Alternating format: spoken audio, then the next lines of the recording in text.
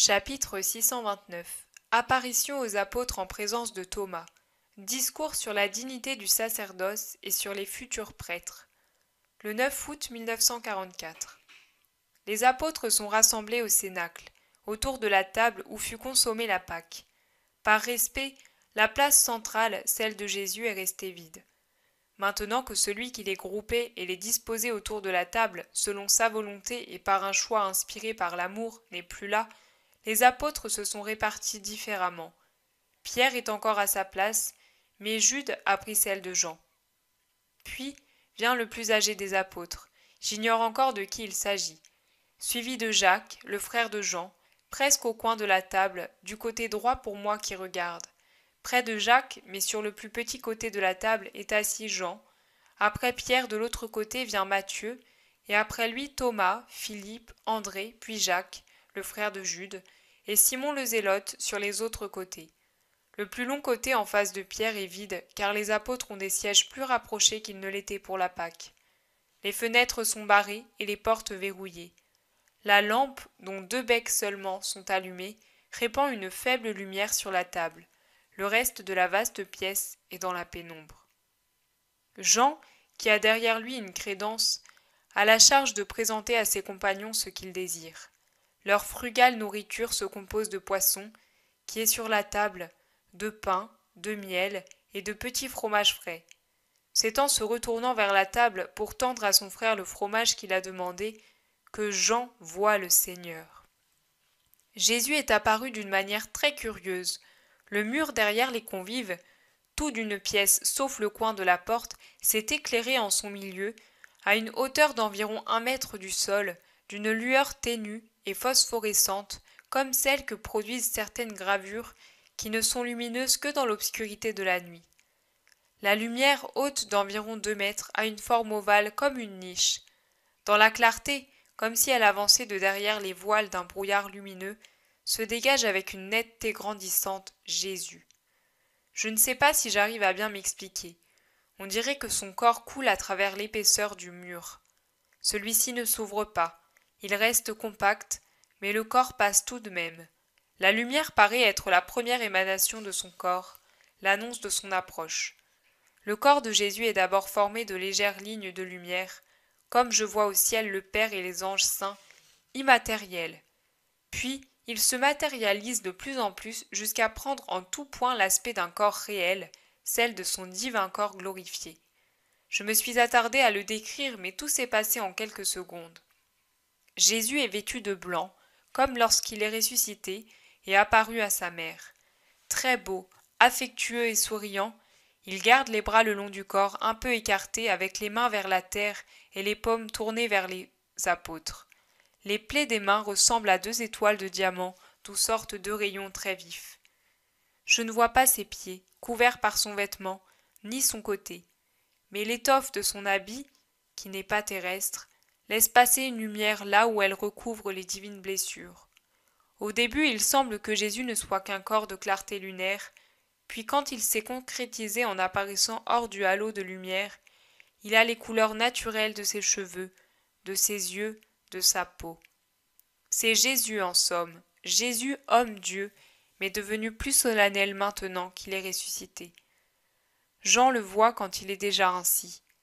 Aucun autre ne s'était encore aperçu de l'apparition. Il bondit sur ses pieds, laissant tomber sur la table le plateau de petits fromages ronds, et prenant appui sur le bord de la table, il se penche un peu vers elle et de côté, comme si un aimant l'attirait vers elle, et il pousse à voix basse un « Oh !» pourtant intense. Les autres lèvent la tête de leur assiette au bruit de la chute du plat de petits fromages et au saut que fait Jean. Ils regardent avec étonnement son attitude extatique et suivent son regard. Ils tournent la tête ou pivotent sur eux-mêmes, selon leur position par rapport au maître, et ils voient Jésus. Ils se lèvent tous, émus et heureux, et courent vers lui. Accentuant son sourire, Jésus avance vers eux, en marchant désormais sur le sol comme tous les mortels. Au début, Jésus ne fixait que Jean, qui, je pense, a dû se sentir attiré par ce regard caressant. Désormais, il les dévisage tous et dit « Paix à vous !» Tous sont groupés autour de lui, les uns à genoux à ses pieds, dont Pierre et Jean. Jean baise un pan de son manteau, et en recouvre son visage comme pour en être caressé. Les autres, plus en arrière, debout mais inclinés, dans une attitude de respect. Pour arriver plus vite, Pierre a fait un vrai bond au-dessus de son siège, sans attendre que Matthieu sorte le premier et lui libère le passage. Il faut se rappeler que les sièges servaient à 2 personnes à la fois. Le seul qui reste un peu éloigné, l'air embarrassé, c'est Thomas. Il s'est agenouillé près de la table, mais n'ose avancer. Il semble même essayer de se cacher derrière le coin de la table. Jésus, en donnant ses mains à baiser, les apôtres les recherchent avec une sainte et affectueuse convoitise, passe les yeux sur les têtes inclinées comme s'il cherchait le 11e. Bien entendu, il l'a vu dès le premier instant, et s'il agit ainsi, c'est pour laisser à Thomas le temps de s'enhardir et de s'approcher. En voyant que l'incrédule, honteux de son manque de foi, n'ose le faire, il l'appelle. « Thomas, viens ici. » Thomas lève la tête, confus, presque en larmes, mais il n'ose s'avancer. Il baisse de nouveau la tête. Jésus fait quelques pas dans sa direction et dit de nouveau « Viens ici, Thomas. » La voix de Jésus est plus impérieuse que la première fois. L'air réticent, confus, Thomas se lève et s'approche de Jésus. « Voilà donc celui qui ne croit pas s'il ne voit pas » s'écrie Jésus, mais dans sa voix il a un sourire de pardon. Thomas s'en aperçoit. Il ose lever les yeux vers Jésus et se rend compte qu'il sourit vraiment. Alors il prend courage et se hâte davantage. « Viens tout près, regarde. Mets un doigt, s'il ne te suffit pas de regarder, dans les blessures de ton maître. » Jésus a présenté ses mains et a ouvert son vêtement sur la poitrine pour découvrir la large blessure du côté. La lumière ne sort plus des blessures depuis que, sortant de son halo de lumière lunaire, il s'est mis à marcher comme un homme mortel, de sorte que les plaies apparaissent dans leur sanglante réalité, 2 trous irréguliers, celui de gauche va jusqu'au pouce, qui transperce un poignet et une paume à leur base, et une longue entaille qui dans le côté supérieur forme légèrement un accent circonflexe à son côté. Thomas tremble, regarde et ne touche pas. Il remue les lèvres, mais n'arrive pas à parler clairement. « Donne-moi ta main, Thomas, » dit Jésus avec beaucoup de douceur. De sa main droite, il prend la main droite de l'apôtre et en saisit l'index. Il le fait entrer profondément dans la déchirure de sa main gauche pour lui faire sentir que la paume est transpercée, puis il le guide vers son côté. Il va même jusqu'à saisir les 4 gros doigts de Thomas à leur base, au métacarpe, mais il ne se borne pas à les appuyer sur le bord de la déchirure de la poitrine. Il les y fait entrer et les y maintient sans quitter Thomas des yeux. Son regard se fait sévère et néanmoins doux, tandis qu'il reprend. « Mets là ton doigt, enfonce tes doigts, et même ta main, si tu veux, dans mon côté, et ne sois pas incrédule, mais croyant. » Ce sont les paroles qui accompagnent le geste que je viens de décrire. Il semble que la proximité du cœur divin que Thomas touche presque lui ait communiqué du courage, car il arrive enfin à parler distinctement. Tombant à genoux, les bras levés et avec des larmes abondantes de repentir, il s'écrie « Mon Seigneur et mon Dieu !» Il ne sait dire rien d'autre. Jésus lui pardonne. Il lui pose la main droite sur la tête et répond « Thomas, Thomas, tu crois parce que tu as vu, mais heureux ceux qui croiront en moi sans avoir vu. Quelle récompense devrais-je leur donner si je dois vous récompenser, vous dont la foi a été secourue par la force de la vision ?» Puis Jésus passe le bras sur l'épaule de Jean, prend Pierre par la main et s'approche de la table. Il s'assied à sa place. Cette fois, ils se sont disposés comme le soir de Pâques. Cependant, Jésus veut que Thomas s'asseye après Jean. « Mangez, mes amis, » dit Jésus. Mais plus personne n'a faim. La joie de contempler les rassasie. Alors Jésus prend les petits fromages épars sur la table, les rassemble sur le plat, les coupe, les distribue et tend le premier morceau à Thomas, en le posant sur un morceau de pain et en le passant derrière Jean. Il verse le vin des amphores dans le calice et le tend à ses amis. Cette fois, c'est Pierre le premier servi. Puis il se fait donner des rayons de miel, il les brise et en donne pour commencer un morceau à Jean, avec un sourire qui est plus doux que le miel blond et filant. Pour les encourager, il en mange lui aussi. Il ne goûte que le miel. Jean, avec son geste habituel, appuie sa tête contre l'épaule de Jésus. Jésus l'attire sur son cœur et il parle en le tenant ainsi. Mes amis, il ne faut pas que vous vous troubliez quand je vous apparais. Je serai toujours pour vous le Maître qui a partagé avec vous nourriture et sommeil et qui vous a choisi parce qu'il vous a aimé. Maintenant aussi, je vous aime. Jésus insiste fortement sur ces derniers mots. Vous, poursuit-il, vous avez été avec moi dans les épreuves. Vous serez aussi avec moi dans la gloire. Ne baissez pas la tête. Le dimanche soir, quand je suis venu à vous pour la première fois après ma résurrection, je vous ai infusé l'Esprit Saint. Même sur toi, qui n'étais pas présent, que vienne l'Esprit. Ignorez-vous que l'infusion de l'Esprit est comme un baptême de feu, puisque l'Esprit est amour et que l'amour efface les fautes? Pour cette raison, votre péché de désertion au moment où je mourrai vous est pardonné. À ces mots, Jésus embrasse la tête de Jean qui n'a pas déserté, et Jean pleure de joie. Je vous ai donné le pouvoir de remettre les péchés, mais on ne peut donner ce que l'on ne possède pas. Vous devez donc être certain que je possède ce pouvoir parfaitement, et j'en use pour vous qui devez être tout à fait purs pour purifier ceux qui viendront à vous, souillés par le péché. Comment pourrait-on juger et purifier si l'on méritait d'être condamné et si l'on était personnellement impur? Comment quelqu'un pourrait-il juger un autre s'il n'avait une poutre dans son œil et des poids infernaux dans le cœur? Comment pourrait-il dire « Je t'absous au nom de Dieu » si à cause de ses péchés il n'avait pas Dieu avec lui? Mes amis, réfléchissez à votre dignité de prêtre. Auparavant, j'étais parmi les hommes pour juger et pardonner. Maintenant je vais au Père. Je reviens dans mon royaume. La faculté de juger ne m'est pas enlevée. Elle est même tout entière entre mes mains, puisque le Père me l'a confiée. Et c'est un jugement redoutable, car il se fera quand il ne sera plus possible à l'homme de se faire pardonner par des années d'expiation sur la terre. Toute créature viendra à moi avec son âme. Quand elle laissera, à cause de la mort matérielle, sa chair comme une dépouille inutile, et je la jugerai une première fois. Puis l'humanité reprendra son vêtement de chair sur commandement céleste, pour être séparée en deux parties, les agneaux avec le pasteur, les boucs sauvages avec leurs tortionnaires. Mais combien d'hommes seraient avec leur pasteur si après le bain du baptême, il ne se trouvait plus quelqu'un pour pardonner en mon nom? Voilà pourquoi je crée les prêtres, pour sauver ceux qui ont été sauvés par mon sang. Mon sang sauve, mais les hommes continuent à tomber dans la mort, à retomber dans la mort. Il faut que quelqu'un qui en a le pouvoir les lave continuellement en lui, 70 et 70 fois 7 fois, pour qu'ils ne soient pas la proie de la mort. Vous et vos successeurs le ferez. C'est pourquoi je vous absous de tous vos péchés, car vous avez besoin de voir, or la faute aveugle, car elle enlève à l'esprit la lumière qui est Dieu. Vous avez besoin de comprendre, or la faute abétit, car elle enlève à l'esprit l'intelligence qui est Dieu.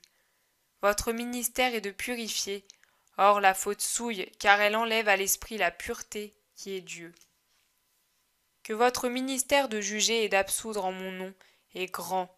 Quand vous consacrerez pour vous le pain et le vin, et en ferez mon corps et mon sang, vous accomplirez un acte grand, surnaturellement grand et sublime. Pour le faire dignement, il vous faudra être pur, puisque vous toucherez celui qui est le pur, et que vous vous nourrirez de la chair d'un Dieu. Vous devrez être pur de cœur, d'esprit, de membres et de langue, car c'est avec votre cœur que vous devrez aimer l'Eucharistie. Il ne faudra pas mêler à cet amour céleste des amours profanes qui seraient un sacrilège, plus pur d'esprit, parce que vous devrez croire et comprendre ce mystère d'amour. Or l'impureté de la pensée tue la foi et l'intelligence. La science du monde a beau rester, la sagesse de Dieu meurt en vous. Vous devrez être purs de membres, car le Verbe descendra dans votre sein, comme il est descendu dans le sein de Marie grâce à l'amour. Vous avez l'exemple vivant de ce que doit être un saint qui accueille le Verbe qui se fait chair.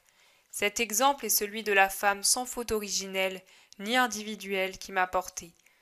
Observez comme est pur le sommet de l'Hermont, encore enveloppé dans le voile de la neige d'hiver. Vu de l'Olivrée, il paraît être un tas de lys effeuillés ou d'écume de mer qui s'élève comme une offrande en face de cette autre blancheur que constituent les nuages, portés par le vent d'avril à travers les champs azurés du ciel. Observez un lys qui ouvre maintenant sa corolle à un sourire parfumé. Ces deux puretés sont pourtant moins vives que celles du sein qui m'a formé. La poussière apportée par les vents est tombée sur les neiges de la montagne et sur la soie de la fleur. L'œil humain ne l'aperçoit pas, tant elle est légère, mais elle est bien présente et elle corrompt la blancheur. Mieux encore, regardez la perle la plus pure que l'on ait arrachée à la mer, au coquillage où elle est née pour orner le sceptre d'un roi. Elle est parfaite. Son irisation compacte ignore le contact profanateur de toute chair, puisqu'elle s'est formée dans la cavité nacrée de l'huître, isolée dans le fluide saphir des profondeurs marines. Elle est cependant moins pure que le sein qui m'a porté. À son centre se trouve un petit grain de sable, un corpuscule très menu, mais toujours terrestre.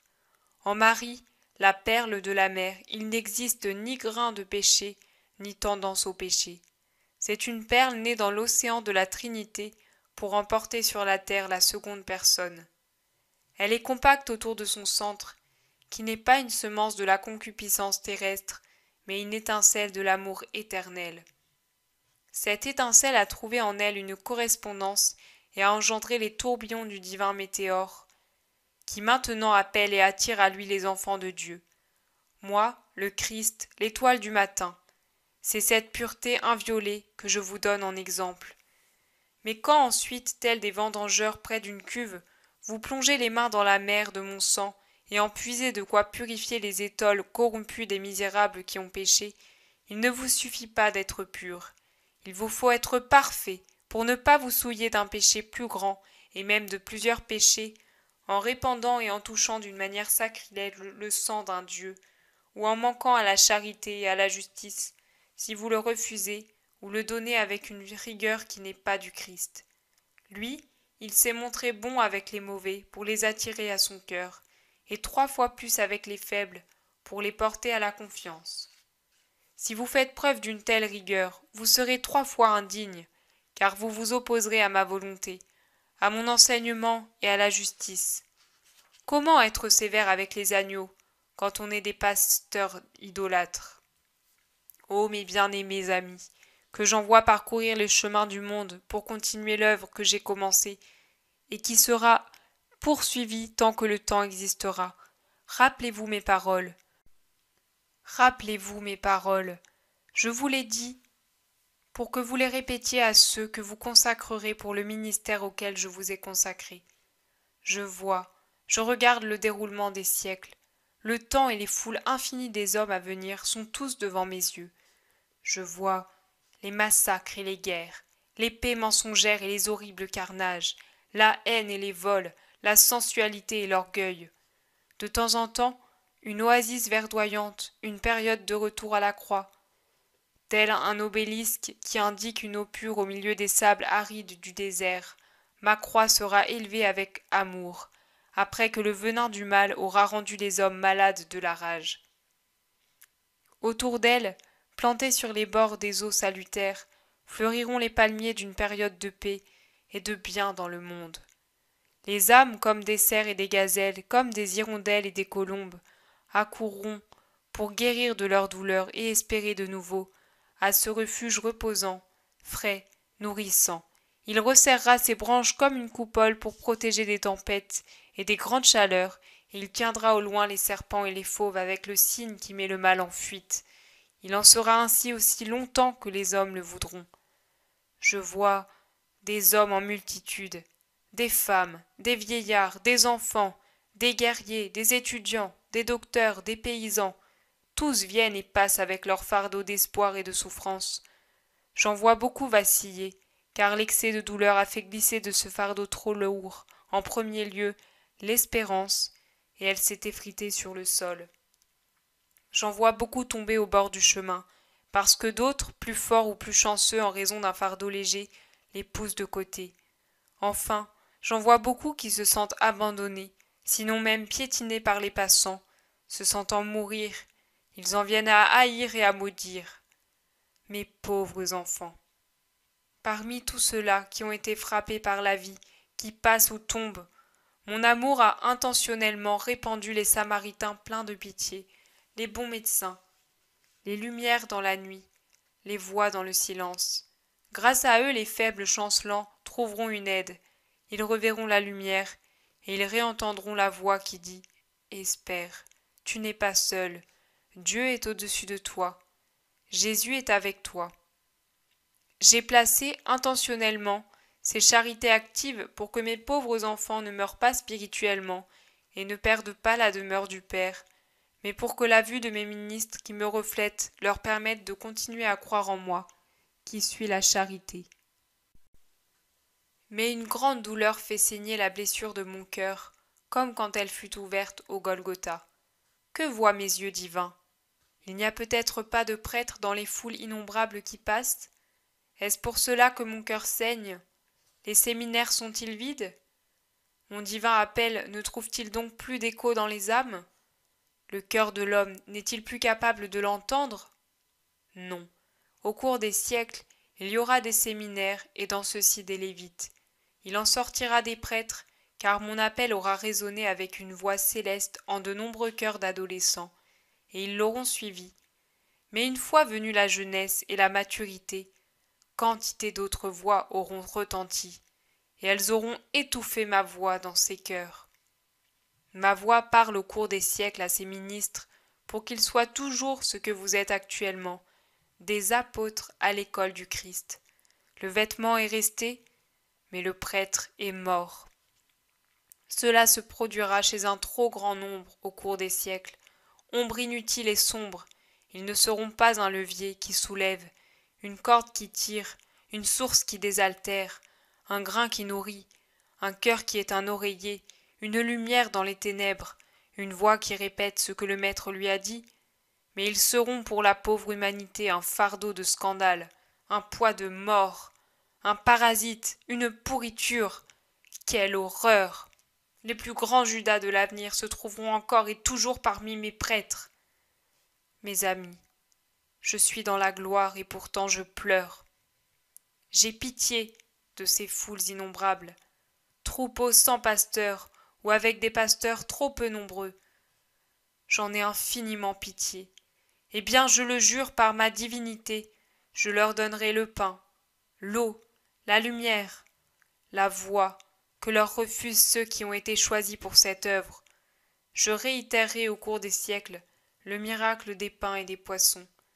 Avec quelques pauvres petits poissons et avec quelques quignons de pain, des âmes humbles et laïques, je donnerai à manger à un grand nombre. Ils en seront rassasiés, et il en restera pour ceux de l'avenir, car j'ai compassion de ce peuple, et je ne veux pas qu'il périsse. Bienheureux ceux qui mériteront de jouer ce rôle.